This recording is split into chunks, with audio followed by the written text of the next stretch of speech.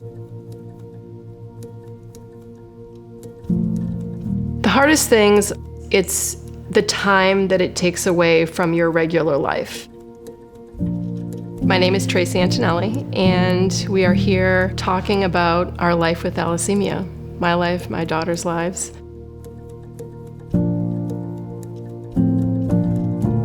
So thalassemia is a genetic blood disorder, and patients with thalassemia don't make enough normal hemoglobin. Patients with thalassemia require regular blood transfusions to stay healthy.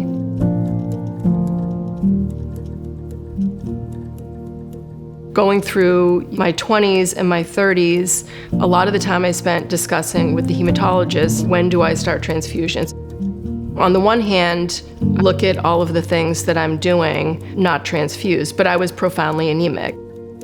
On the other hand, it was scary to me to think about starting transfusions and signing on for every 3 weeks, having to go to the hospital and taking chelators all the time and all of this. Being anemic for your whole life eventually starts to take its toll. And there was a point that came that the hematologist just said, I think this is when you start transfusions because you don't want to have these other complications. And so that's when I started every 3 weeks chronic transfusions and chelation. Chelation therapy is a huge part of taking care of thalassemia. Chelators help to take the excess iron out of your body. And some of the chelators are oral and some are subcutaneous. I take a subcutaneous chelator 5 days a week for 12 hours a night. One of my daughters takes it 6 nights a week. And so you sort of think about what it's like to find 12 hours of your life to wear a pump.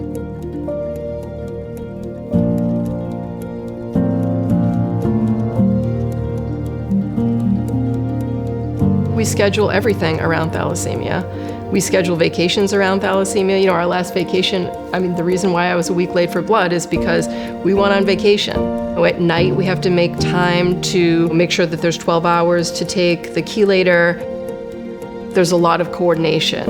It's the teachers and guidance counselors and social workers and the school nurse, in addition to the hospital team. So I spend a lot of time working with all of these people. Their transfusions are scheduled out a whole year, and they're hard to move because it's all 3 of them.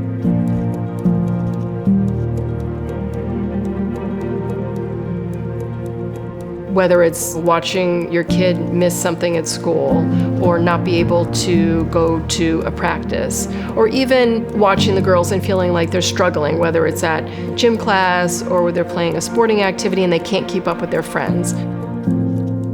I think that that's hard. So sometimes I think those emotional impacts are the hardest parts, but I definitely think that it's the time that it takes to manage it and to treat it and time away just from your normal life.